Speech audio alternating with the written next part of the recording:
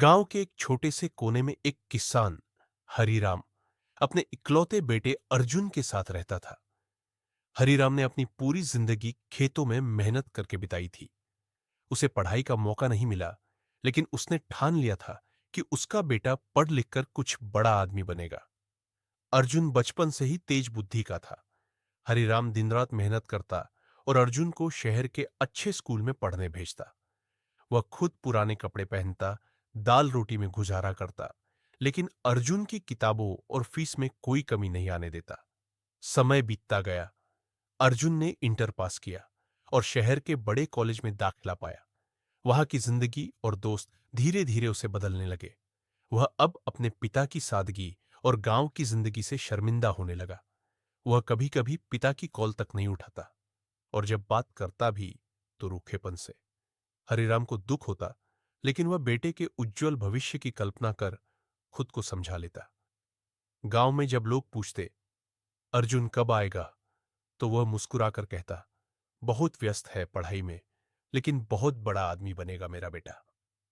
कुछ वर्षों बाद अर्जुन ने इंजीनियरिंग पूरी की और एक बड़ी मल्टीनेशनल कंपनी में नौकरी पा ली।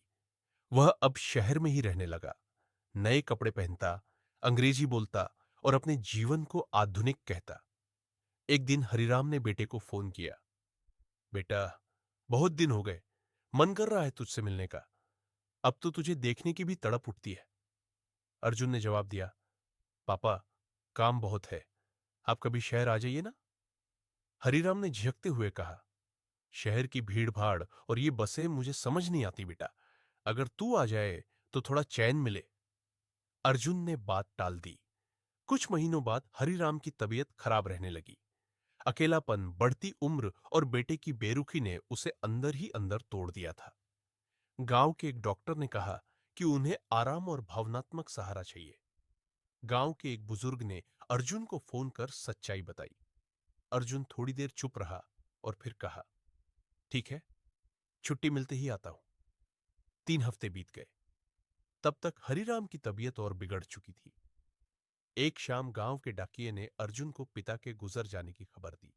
अर्जुन शहर में था, बिजी मीटिंग में।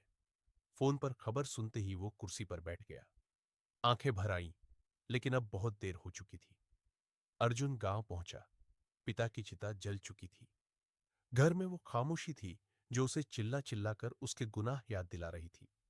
उसने कमरे में जाकर पिता की पुरानी डायरी निकाली। उसमें लिखा था, आज अर्जुन से बात नहीं हुई, शायद बहुत व्यस्त है, पर मैं रोज उसके बचपन की तस्वीर देखता हूं और सोचता हूं कि वो कितना प्यारा बच्चा था। आज खेत में पैर फिसल गया, चोट आई है, पर अर्जुन को बताकर चिंता नहीं बढ़ाना चाहता।